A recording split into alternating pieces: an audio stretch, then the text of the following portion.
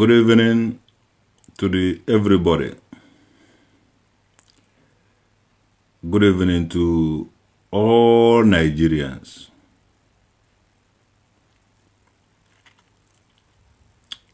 Good evening to all Nigerian lawyers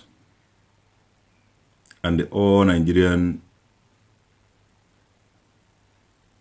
I don't know how to say it, citizens.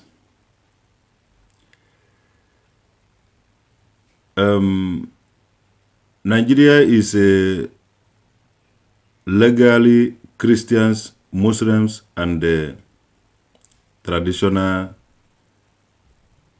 religion.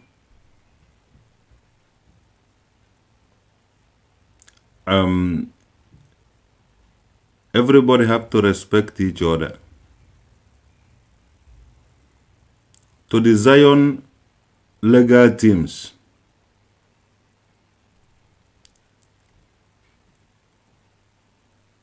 your work is good, but Christianity is not about lawyer or court or legal team. But this one is new for everybody. Nigerian constitution is Christians, Muslim, and the traditional practice. And you have Zion legal teams all over the whole world, even in Germany. And we are worshiping God. And we say that we are worshiping God. This one is another thing. This one is another. We are worshiping God. And now it's calling police and recruiting people with a lawyer. Enforcement.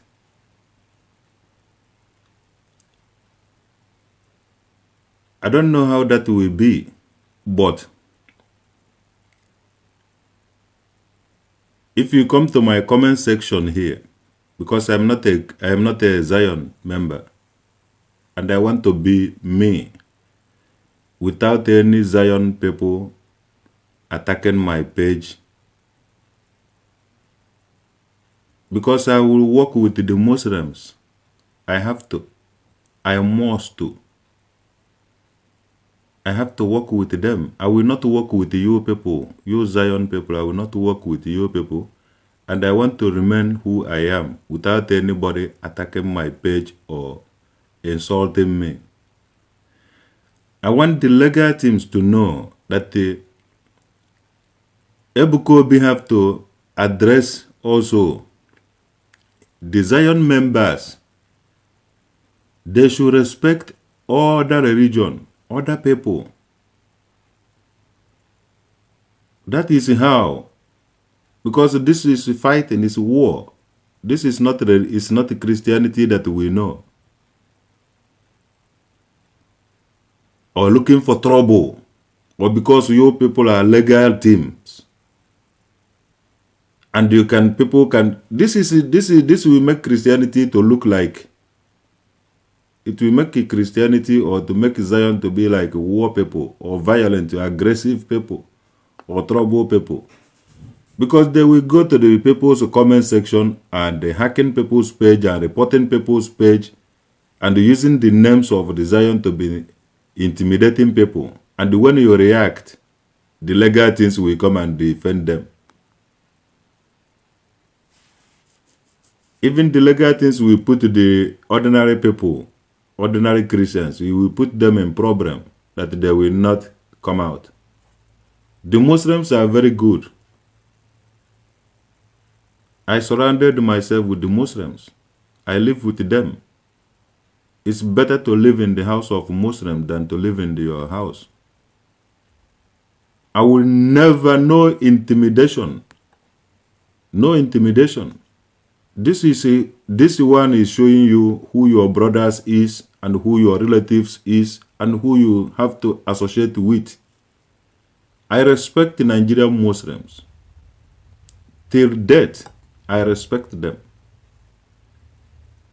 This one is not all the people that is coming to my social media, to my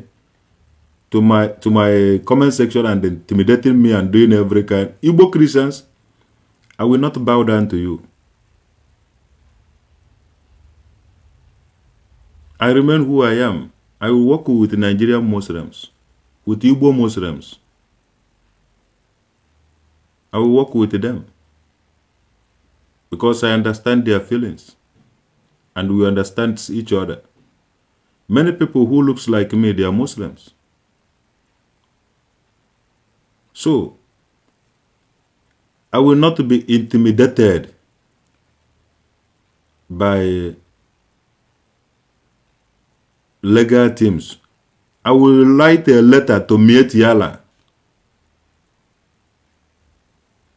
I will seek protection from Miet Yala. And I will explain to them a lot of things. Na nke a wudo intimidation. Onye owu na kita, onye owu na ga kwebulu ibe a unu mere. Ọ ga-eti unu niile na nnukute nsogbu. Ọsọ unu recruit lawyers na na-eme ihe unu na-eme. Nsogbu adịghị. Jenu gbakapụtana na Catholic, gbapụtana na church unu. Gaanụ the idea because e wepụtagoro unu lawyers. Na ebe unu ji aba Chineke na-eme. Unu na-akpọ lawyers ewere force ndị mmadụ emecha ejebe enigwe. Nwanne onwe ha enigwe a na-eji ibe niile biri n'ụwa. Lawyer ka ejizi eme unu ibe. Onwe nothing. Lawyers eme akpọrọ go lawyer. Ejizi lawyer eme evuba ọrụ. Ikwugharị ọ na-asị na emere. Na ha ga-ebịa na comment section kote okwu. Gbabazi ha ga-eji ma fake names pụta na-akpọ mmadụ iyi.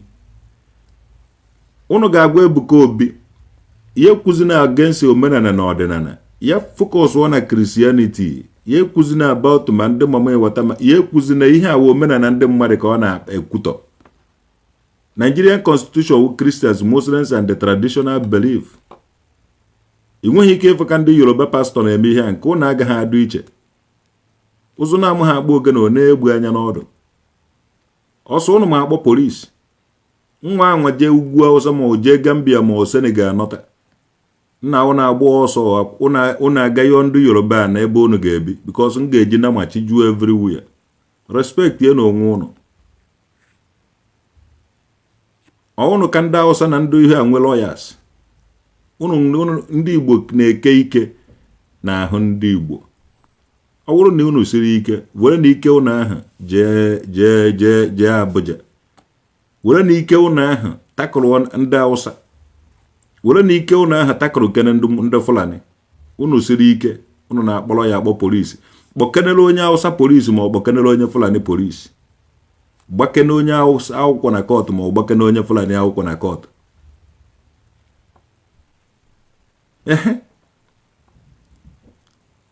Ihe niile a unu na-eme. Ihe niile a unu na-eme ndị Igbo. Anya ka anyị ji eji na-enene unu.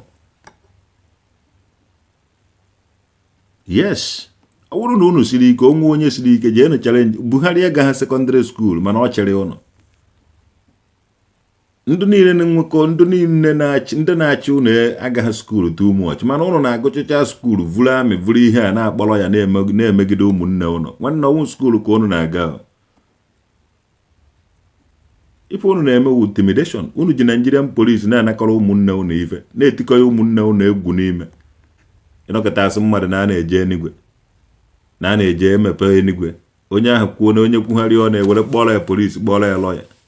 Nna ụhụ ụka ka unu na-eje gwara ndị mmadụ ife unu na-eme ka ịpụrụ ibe niile ahụ na a na-achịgharị a na-eme one emecha oje unu ji agba kpoo dachie ụzọ onye anya ụwa afọ ya onweghị ibe a na-agbara ọsọ onweghị ibe a na-eme ihe a anyị na-emere onwe anyị omenala anyị unu nwa na-akara onwe unu ụka unu bere ivuru na unu na-eje n'igwe anyị bere ivuru na anyị nọrọ ụwa so onye aga ka anọ Omeghị onye na-eme ibe anybody intimidate. No na anyị ekweghị ibe unu kwuru. Onye kwugharị ọ na-egbe lawyer. O lawyer na zi lawyer mbara na ọwụzighị ụka ka a na-aka. Chọọchị agbasago. Nabano na mbisa agbasago anazi akpọ lawyer. Nna ana akpọzi lawyer.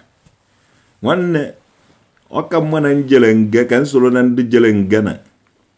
Ọka mma na njele nga na ndị ụka kpọziri onye omenala kpọrọ eje kpọchie Chineke. Ọ mgbe ka eji ama ndụ kwere ekwe. Nwanne anyị je eje nga. Ebe owu na akpọrọ anyị je aba. Anyị je eje nga. Apụtụrụ Shedrak, Mishak na Abednego nga. Onye na dụpanọ n'ime ọdọ ọkụ ahụ. Mmụọ behe kwuo okwu. So ọwụghị ịgba mmadụ akwụkwọ na kọọtụ wụ isi. Nọọ ịgbacha akwụkwọ na kọọtụ onwe mmụọ tigbuo onye ahụ ma ọwụ ndị lọya. Unu dụkwa njikere marakwa na ibe unu na-eje agba akwụkwọ, marakwa na ibe unu na-agba akwụkwọ. Unu bidokwa ime ihe anyị mara na mmụọ nọ n'ala Igbo ji ebe n'isi n'ofu n'ofu. Ibe ayụkwa ibe nna agwa unu. Enwere ibe agaghị egwusa ndị mmadụ egwu. Dụọ na Ebuka Obi ọdụ. Ya mara otu o si ekwu okwu against ndị omenala na ọdịnala. Ọ bụrụ na onye ọfụrụ na-agwụ ọgwụ ma onye ọfụrụ na-egbu mmadụ, gbaa na onye ahụ akwụkwọ kpọrọ na onye ahụ. Omenala ya awụghị ịgwụ ọgwụ ma ọ bụ igbu mmadụ. Ife onye ahụ ndị ụka si were kwuo data na nọọ ife ọma ka ha na-eme, otu a ka ndị omenala si kwere kwuo nọọ ife ọma ka anyị na-eme. Sụchọwazie ka a mara ndị na-eme ife ọjọọ ahụ. Inweta ya na omenala wepụta ya chepụta ka etiritie the case. Inwetakwere ya na ụka tiritie ya. Ihe a chọrọ wụ ihe ọma ihe ọma. Mebe na ezi omekwube na eziokwu ka onye alụgbuzi n'ibe ya. Ndị omenala na-emerigokwa ndị ụka again nke ugboro na-abụ. Because polisi nazie egbochi bụ ọwụghị na ọbara Jizọs. Lọya ka ha jizi akpagharị. Ọwụzihe njere Gabriel ma ọwe nje Michael ma ọwe nje Luwian ma ọwe njere ife maba ahụ.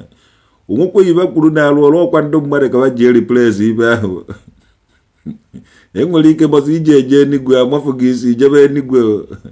Nekwe ndị lọya ka ha wuze nje Gabriel na njere Michael ma njere Yoloi ma njere Aloiva ma njere Capruz ma njere Capricorn. Fancha niile wuze lọya ka ha wuze na ndị polisi. Na ayeyeyo polisi na lọya ka unu jizi ya agbagbu mmadụ na neso. Na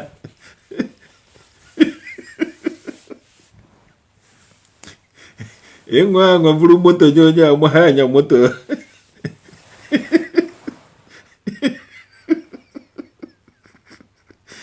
Na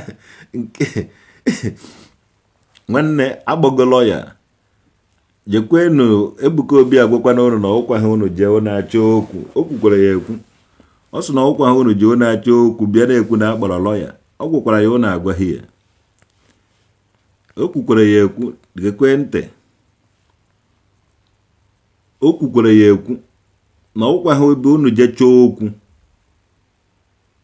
So ọkwa ugbu a na even kịta asef ka unu ji achara m n'ụzọ ka m mere omenala m. Onye bịa kịta chọọ okwu na ihe m ga-emewo. Unu bido na-ekwukwo unu bido na-akparịkwa m na comment section na-ekwukwa Zion you move this and that na my comment section. Onye nwe unu achọwago m okwu. And na my Facebook ka m ji na-ekwugasị ihe unu mere m. So onye ọwụna ga-eji afa Zion bịa mee ihe a, m ga-akpọ onye ahụ afa. Ekwuo m maka Zion. Ifugo eketa. All documentation, all ihe a, look at ihe a na-anọ nnukwute ọgụ.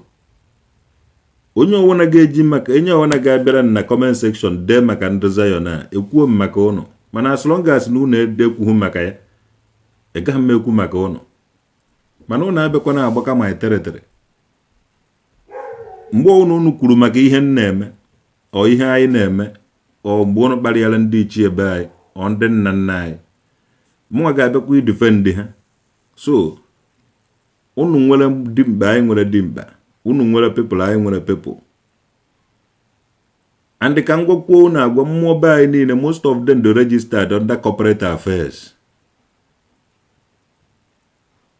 I do registered under corporate affairs. I nwekwuru lawyers. So all that day, nke a ugodi ibe kwuru n'ọnụ mgbe agbawala akwụkwọ nọ mgbe ejebere kọtụ ejebe kọtụ mgbe evufutawara constitution evufute constitution mgbe elenwere lesson mgbe enyewe respect enyewe respect. So unu ga-amụgodo otu unu ndị niile all the Zion members unu agazighị na-ede unu edeziri neme neten na my comment ibu gbasara Zion awụghị m onye Zion awụghị m nwa udude nke and ọ bụrụ na unu likere my page unu ewekọrọkwa like unu jewe na Zion unu ndị omenala na ndị ọdịnala ka nna agbasara ozi. I am a messenger of our ancestors and I am doing my ancestors work. I want to like ihe na-eme gị ị gaghị like my page mee anya ka efu hụ m ịnọchiela m ụzọ wutie na iwu onye Zion ma ọ na unu nwere lawyer ma ọ na unu nwere ihe a mụ na unu ga-emechi ibe ike ụmụ udude nke na ebe niile ndị omenala na ebe niile ụwa sọtụrụ ipe akịta even Germany here self ihe awụ na Germany ka ọ living with the trees ibe a na-agba mit Bäumen leben living with the nature. City do too hot. Many people are going back to the nature. Ihe awụdị n'anya m agwa gị unu ga-amụ otu esi respect people's ways of life. Ofu ọsọkwara unu nwee lawyer anyị nwekwuru lawyer nke anyị onwe onye unu na-eme intimidation onye ọwụna nwere ebe o belongụrụ na kọtụ even ọwụrụ na ese etinye na kọtụ ahụ sef ka eji anọ dọkaizie unu the main certificate and Ebuka Obi ga-edina ya unu because ọ gwago unu agwa na unu ejizi n'afa ya aga ekote okwu aga achọ ndị mmadụ okwu. So m ga-enyere ndị lawyer ahụ aka the legal teams m ga-enyere fa aka mention anybody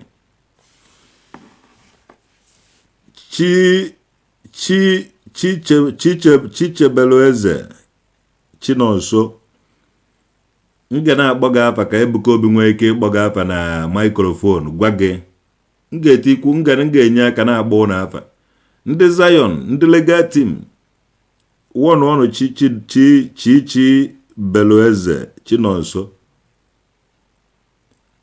ka ọ baa n'ime unu ụka ka ọ fụọ na my comment section fa na-achọ m okwu na my page.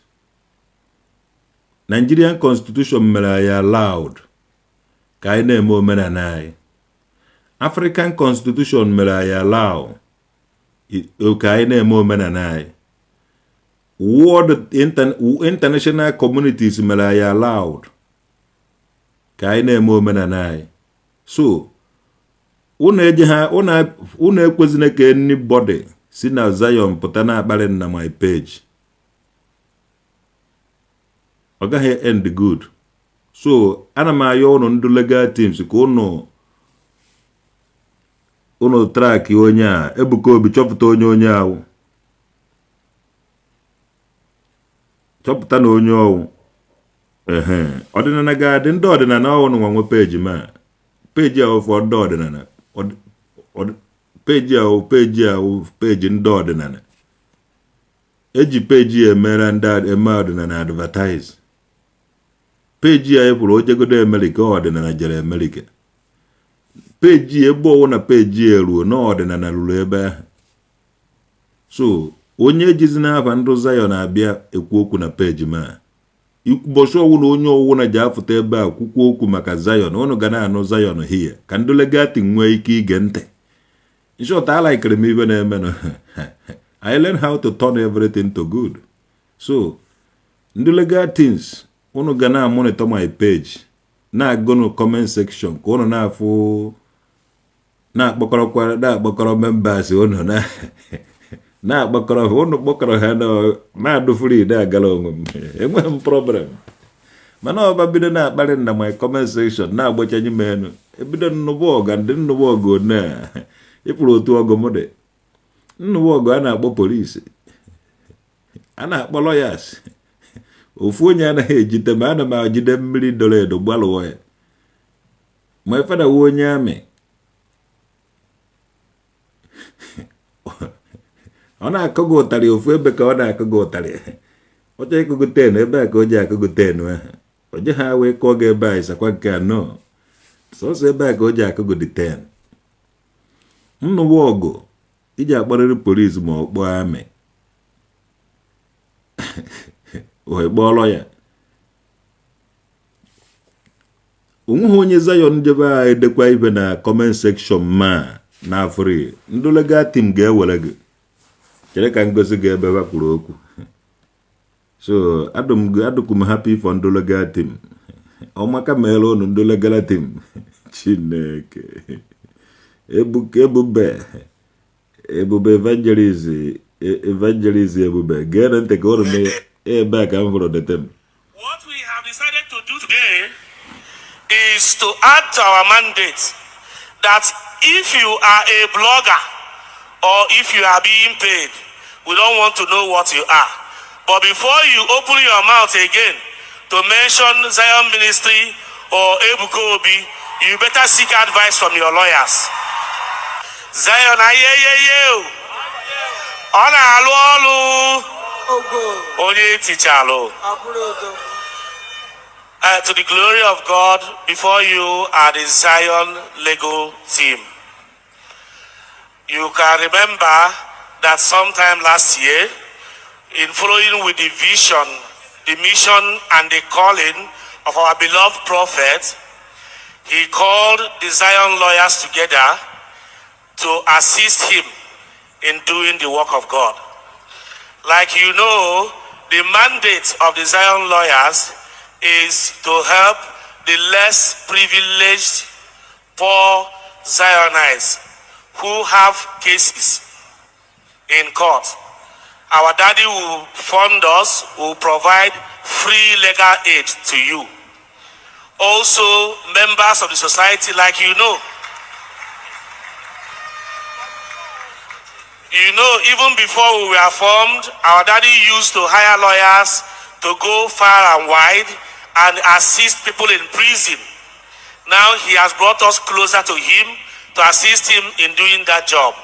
So if you are a Zionite and you have a case, of course you know that being a Zionite means you must belong to a group or a branch. You must be registered in one of these.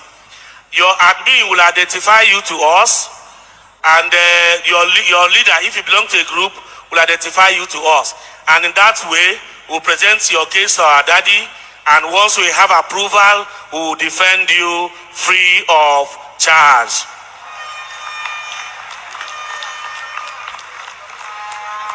So, to the glory of God, we have been doing some cases which we are not here to present to you, but after our extraordinary general meeting yesterday, we decided to expand our mandate. This is where you need to listen to us attentively. In our extraordinary general meeting, we decided to expand our mandate to including defending our daddy, who has called us to defend you, and defending Zion ministry. The reason we are saying this is that we have watched in the previous weeks, and we have seen how people get to social media and start saying all sorts of things. We don't need to tell you, you hear about them. What we have decided to do today is to add to our mandate that if you are a blogger or if you are being paid, we don't want to know what you are. But before you open your mouth again to mention Zion Ministry or Ebuka Obi, you better seek advice from your lawyers. Get your lawyers to advise you. The laws of Nigeria are written in black and white. If you are to make an allegation against somebody, make sure the allegation is true. If you want to make an allegation against Zion Ministry, make sure it is true, because Zion legal team will be calling you to come and defend that thing you have said before the relevant authorities. We are not hiding. Remember that Zion Ministry has branches in all over the world. And we have lawyers who are members of Zion legal team all over the world. If you stay in America and defame our daddy in the Lord or defame Zion Ministry, you will meet us in court in America. If you stay in Canada and you defame our daddy or our ministry, you will meet us in court right there. So we have said that wherever you call us, we will answer you. While we glorify God for the work he's doing in Zion ministry, we are telling those who are spared for war that we are ready for you. Zion, praise God. Of course, you know why they were informed. They have been, don't worry, maybe coming Sunday, we will tell you how many cases they have intervened. So many Zionites that have nobody that will stand on them. Remember that before they were informed, before we formed this Zion legal team, I've been paying lawyers to different prisons, paying innocent Nigerians, especially those who are locked up without anybody. But now we have our own lawyers. It's cheaper, and they are not even collecting money. May God bless them and preserve them in Jesus' name. Amen. Listen to me. It's not when you now go, purposely you will go and look for trouble. And he said, we have Zion Lego team. And what we have decided to... Bono gara chọọ trouble. Guess no nwere Zion legal team. Gekwente ka na anụ ka Ebuka na-agwa gị ya because unu kote okwu traditional okede Igbo basị unu no na mere ya anakwa m anọrọ onwe na my page. Amakwa m ihe nji na-ekwu yo ana m anọkwala onwe na my page. Remember that before they were informed, before we formed this Zion legal team, I've been paying lawyers to different prisons, innocent Nigerians. Adam show you this video here by this time. But now we have our own lawyers. It's cheaper, and they are not even collecting money. Listening very well. Them, and preserve them in Jesus' name. Amen. Listen to me. It's not when you now go, purposely you will go and look for trouble. And he said, we have Zion Lego team. And so far you know you have the money to face your challenges. You don't supposed to bring it here. This one is for those who have nobody. Amen and amen. Amen. Call a hospital. Ceramic hospital. Onye jeba hosimba. Mande nwere go park ya moto ha n'ụzọ were ụkwụ. Ndị asị na adị na ego. As of now, age about 4.something million every month. So I come say bill na Seraphic Hospital. And what we are doing in Seraphic Hospital is for those who. Well, una anugo ya. Okugo ihe nchọrọ ka o kwuo.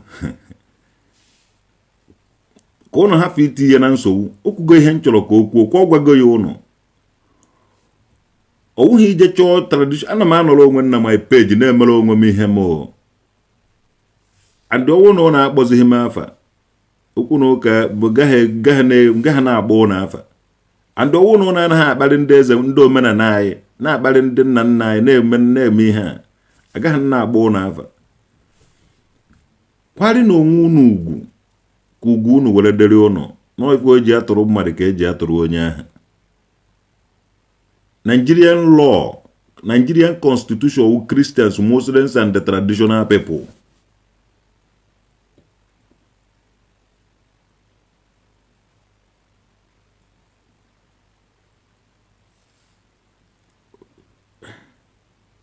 Fidelis Obago. Okwe na kita achọ okwu here. Ị na-achọ okwu na my page. Achọzighị m ka unu na-abịa edela m ibe Zion here. Ebuka Obi ekwukwe na yo. Ndị legal teams unu achọrọ m ka ndị legal teams a na-efocus na my page. Na-agwụpụ isi unu na my page. Ihe awo oke n'ọrụ ha. O ihe eji kpọ ha na. Achọrọ m ka ha focus na my page because this page ga-awụ isi na-awa unu. This page ga-adọ ogbu ahara.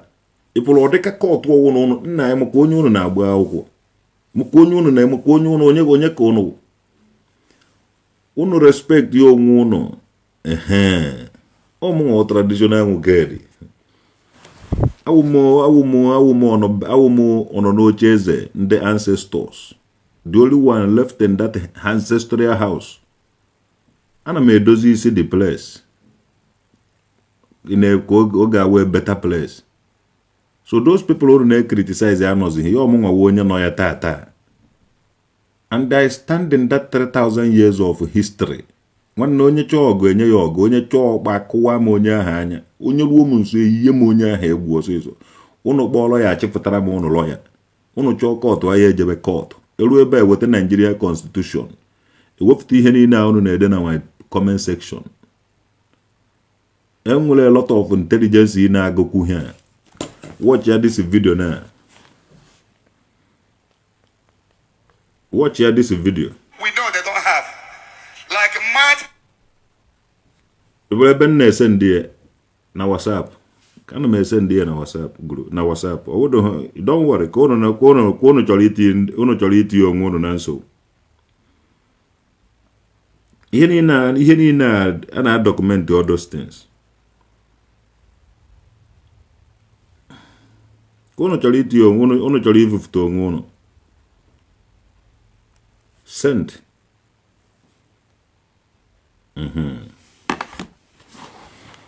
Uno respect yo ngono, uno respect gadele ono. Now, or you talk now again, let you hear from your lawyer. This is my page. As long as the Zion members are attacking my page, Thunder will fire them. No, they na wana nkwane kemunga kuruya. Emana legatin so na ha alwolo. This my page is my page, and I am born free to be free. So, I wanna delegate team so no. Abiyan pokolo no here. Emana no ge bucha so na my page. Thunder bo kwe no onye ko no na intimidation. Umu onye ge enye intimidation. Echo let the delegate teams here determine akwụkwọ. Kampono onye wandu wa legatins waja abia defend ibe onu na-eme. Nigeria government remain Nigeria until ndị Zion fabia gbagara ma akwụkwọ here no. Uja na ha te ibu no Ebuka Obi adịgo humble. Omungo traditional okedo oli man humble that man. And the ocha agwụkwa nyibe ọzọ oje ekwu adị end ọma ha kwuo. Omungo onye gwara Ebuka Obi si ya na agwụ ụnọ. And oje okwugo here. Ogbugbo okenye na-eyi ka mma egwu. Ịchọ agwa m Ebuka Obi ife ọzọ oje ekwu ọcha ya anụwa ọ ga-anụgide ọgụ ọma ha kwuo ya. Omungo gwara Ebuka Obi jee nene ma ya ochie videos na ọ ga-agwa members ya ọ ga-adụ n'ọdụ. And ọdụ na ya n'ọdụ ma ha weta lawyers. Kedu ibe ọzọ nchọrọ ka Ebuka Obi mee ka ị mara na ọ na-ege m ntị? Kedu ibe ọzọ ị chọrọ ka m gwa Ebuka Obi ka o mee ya ka ị mara data na Ebuka Obi ma onye ka ya nọ? Achọghị m ịdọ crowd. I'm a dogoro spiritual crowd. I need him physical crowd because mụ agaghị control onwe ya.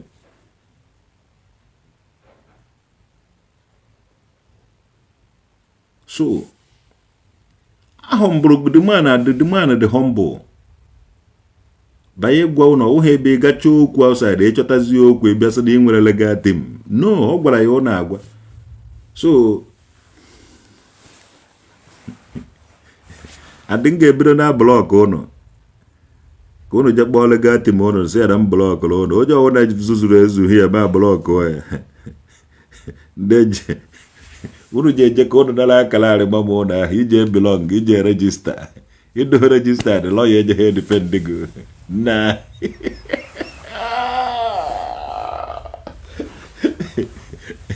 Emancipate yourself from mental slavery. None but ourselves can free our mind. Have no fear for atomic energy. None of them can master for the time. How long shall they kill our prophet? Why we stand aside and look? Some say it's just a part of it, but we can fulfill the books. Chai, won't you have to sing? Another song of freedom Because the man have humble himself. Omokana about traditional woke the nguru de kingdom. If you don't respect me, take up a follow ya. We home kuru. Ebuka Obi.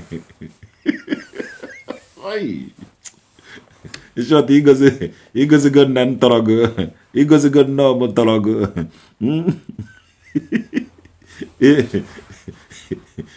He goes a good natarong in short.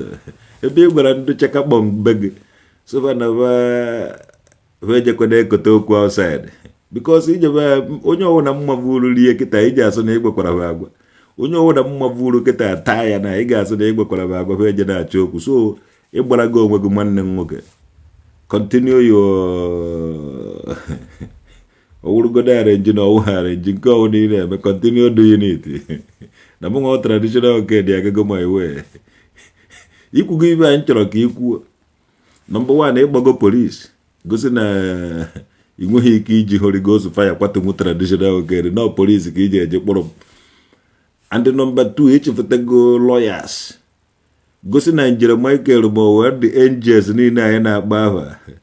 No nweghị ibe ga-emenwu traditional okay no lawyer ga-akpọrọ nwum. And number 3 humble yourself. Humble yourself by egwa ndoza yose ha na ọkwa ha jekọta okwu outside. Ha nwasị na nwere ga team.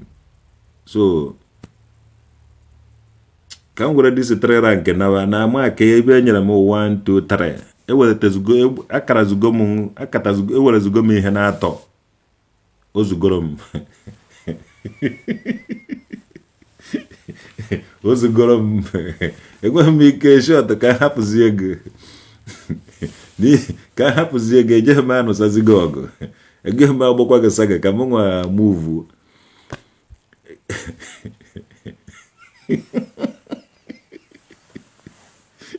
chai ka m nwa hapụzie ego iwere go enweghị ihe ijizi iji ma sekuriti ya aga jide ma polisi akpụkọrọ ndị mmadụ jide ma lawyer.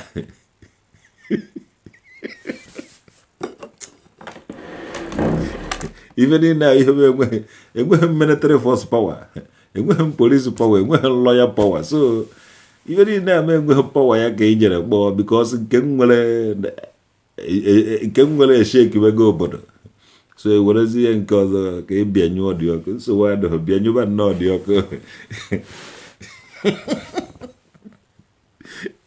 when we are watching in our watch in my page. Ikwesịrị iji anya na watch ikwesịghị na-ede ikwesịrị na-ekwu gị na document ọhụhụ na-eme ihe a ị na-achọ m okwu na ị na-ede ihe na my page. This is my page. It's my page. You're not invited. You're not welcome in my page. Go to your Zion ministry and your Zion page.